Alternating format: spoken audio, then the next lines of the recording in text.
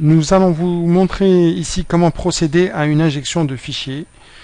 Le format ici, donc j'ai un fichier que je déposé sur le bureau de l'ordinateur. Les fichiers, donc nous allons l'ouvrir tout simplement pour formater le champ téléphone. Donc vous voyez que c'est un fichier, il y a plusieurs colonnes, donc quelque chose de très habituel, donc le nom, adresse, CP, ville et le champ téléphone qui nous intéresse. Après on peut avoir autant de champs que vous souhaitez, fax, catégorie, des dizaines de champs si c'est nécessaire. Des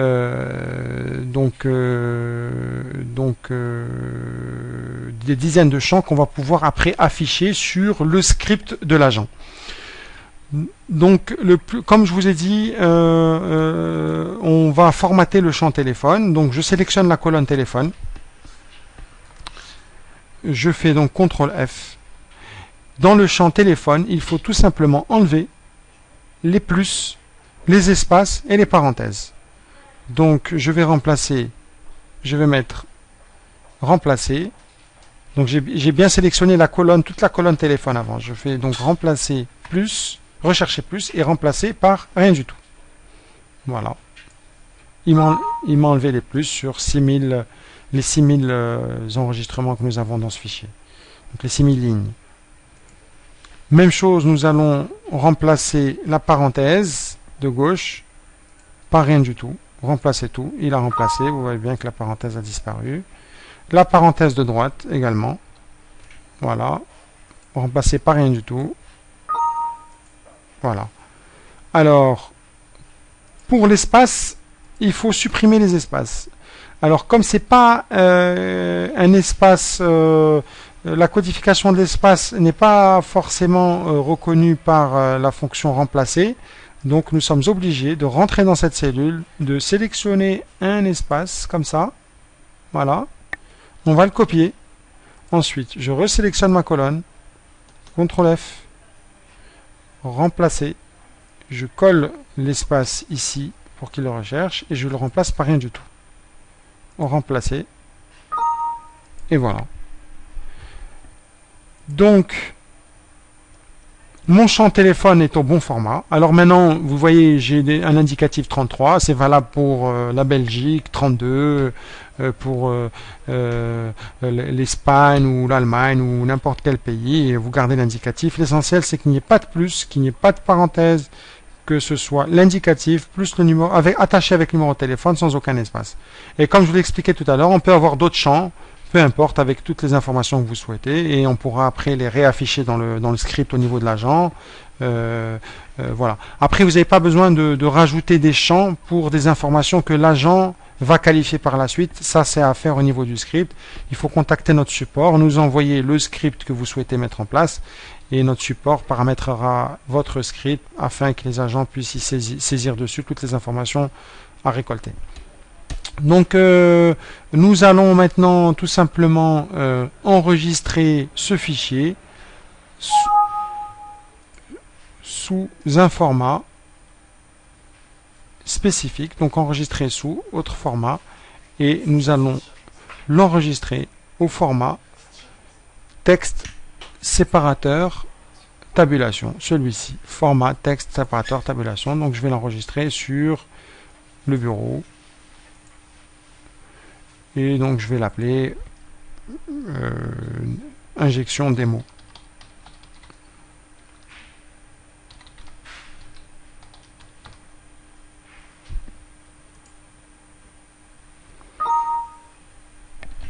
Voilà. Donc maintenant, je peux fermer Excel. Non, voilà. Et donc là, j'ai mon fichier injection démo. C'est un fichier texte. Donc, je le garde ici sur le bureau et je pars dans l'administration de la solution. Et donc là, je vais procéder à l'injection de ce fichier dans une campagne.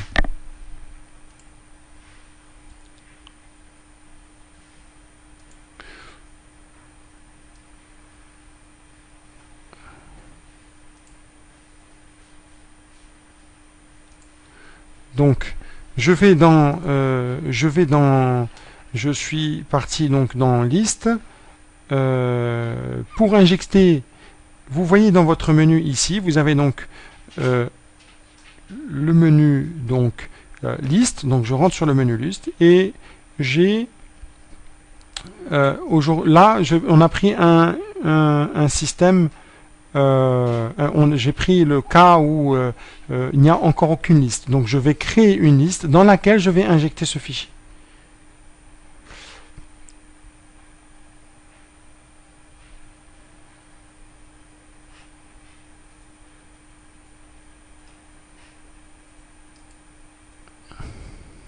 Donc nous allons rajouter une liste. Avant ça, je dois savoir sur quelle campagne je vais injecter ce fichier. Donc je vais prendre ici, nous avons déjà créé une campagne pour cet exercice. C'est une campagne que l'on a appelée XXX. Donc cette campagne, l'ID de la campagne c'est 7006. Donc on se rappelle de ce chiffre-là, 7006. Donc je vais dans liste, je fais Add a new list. Et dans la liste ID, je reprends l'ID de la campagne puisque je vais l'injecter dans la campagne. Et après je rajoute un code à 3 chiffres. 001, voilà. Mais après, si après vous créez une deuxième liste ID, vous créerez 002, etc. Donc, je ne sais pas si, par exemple, pour une campagne déterminée, vous prospectez sur plusieurs départements en France, par exemple, de 01 du département numéro 1, département 2, 3 jusqu'à 90 ou 95. Je peux mettre donc ici 001 pour le département 1. Donc la campagne, qu'on soit bien d'accord, la campagne ID 7006 et ensuite je rajoute donc le département 001 ou le département 002, etc. Donc chaque liste pour un département.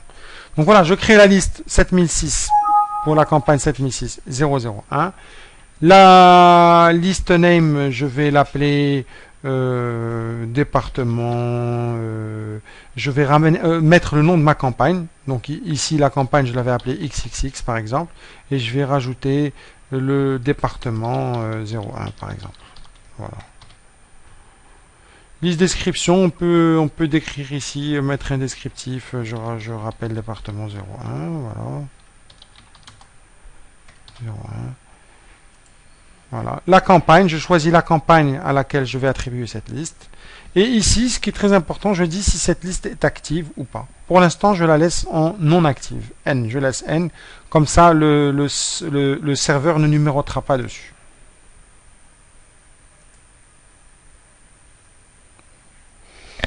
Voilà, la liste a été créée. Donc ici, quand je reviens ici, Show List, il va montrer toutes mes listes, dont la liste que je viens de créer. Donc vous avez bien vu, donc la liste ID c'est bien 76001. La liste name, le nom de la liste, le voici. La description. List count, le nombre de fiches qui est à l'intérieur, et bien c'est 0. Parce qu'on n'a pas encore injecté de fichiers dans cette liste. Active, non active. Donc l'avantage c'est qu'après je peux l'activer à tout moment.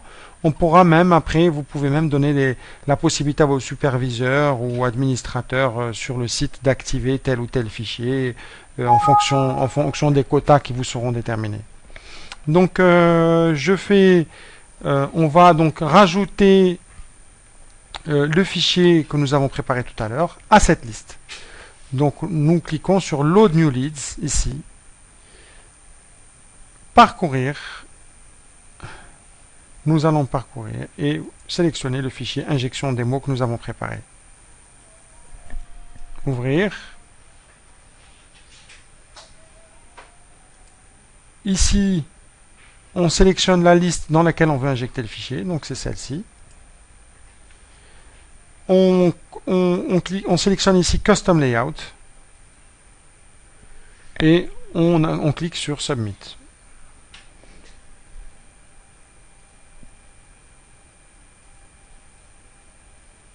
Voilà. Donc là, le système va nous demander de faire les correspondances entre chacune des colonnes du fichier que nous avions préparé. Donc, vous vous rappelez, sur notre fichier, on avait un champ téléphone. Donc ici, phone number, il faut mettre le champ téléphone. Vous voyez après, les autres champs, on les voit ici. Les autres champs, c'était les noms des colonnes, vous vous rappelez. la colonne fax qui était vide sans information, la colonne catégorie, etc. Et on fait les correspondances ici. Donc, ici téléphone, donc avec téléphone. Donc, name, first name, on le met avec le nom. L'adresse, on la met avec adresse. La city, on la met avec la ville. Postal code avec CP. Et puis voilà.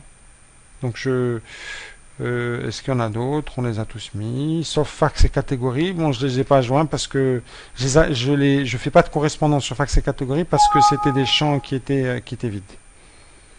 Et voilà. Et on fait OK to process.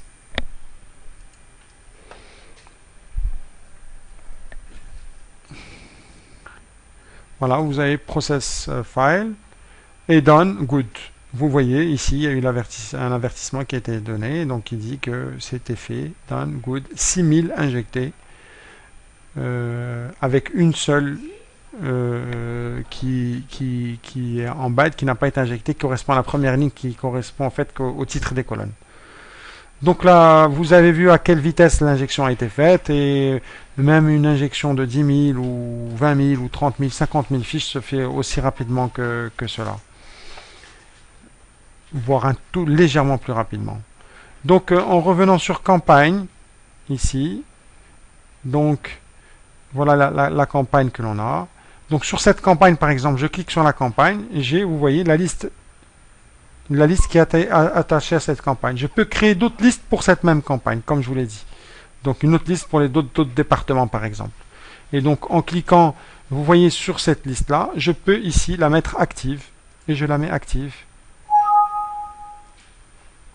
Je la mets active et je clique ici Submit Active List Change et vous voyez qu'elle est active. Donc maintenant, si un agent se connecte sur cette opération, cette liste sera active et donc les 6000 fichiers seront la numérotation démarrera sur ces 6000 fichiers. Après, je peux avoir plusieurs listes actives, bien évidemment. Le système va répartir la numérotation sur toutes les listes. Donc en cliquant sur cette liste ici, vous avez le comptage des fiches avec le détail qui vous donnera le détail ici. Ils s'afficheront tous les statuts de vos appels et le comptage de votre fichier et vous verrez combien de fiches ont été appelées, combien de fiches n'ont pas été appelées. Ici, nous avons 6000 fiches not call, donc vous avez du potentiel, vous pouvez toujours numéroter sur ce fichier. Voilà.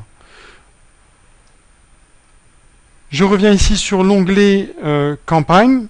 Je pars donc sur la liste de mes campagnes et je vais vous montrer ici comment recycler une fiche. Comment recycler, pardon, une liste. Donc, j'ai ma campagne, vous vous rappelez ma campagne 7006. Je clique sur ma campagne, j'ai la liste. J'ai en fait le listing de toutes les listes qui sont sur ma campagne, attribuées à ma campagne. D'accord? Donc, je vois celles qui sont actives, celles qui ne sont pas actives. D'accord? En revenant ici sur campagne, j'ai ma campagne 7006, vous avez un bouton recyclage ici. Si vous voulez recycler manuellement vos fiches, il vous suffit simplement de cliquer sur recyclage. Le système recyclera toutes les fiches NRP, toutes les fiches en fait qui peuvent être rappelées et qui n'ont pas encore été exploitées. Donc les NRP, les répondeurs, etc. Toutes les fiches en fait qui n'ont pas été statuées par les agents négativement. Donc les répondeurs ou les fiches qui ont été filtrées par le système, les NRP.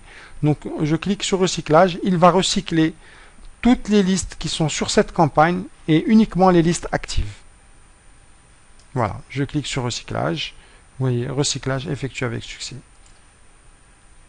Voilà, vous avez ici donc cette vidéo vous a permis de voir comment gérer vos fichiers, comment créer des listes, comment injecter des fichiers dans ces listes, comment recycler les listes pour vos campagnes, comment activer des listes, désactiver des listes, et bien sûr, si vous avez besoin de support à n'importe quel moment, n'hésitez pas à envoyer un email à support@zoitel.com.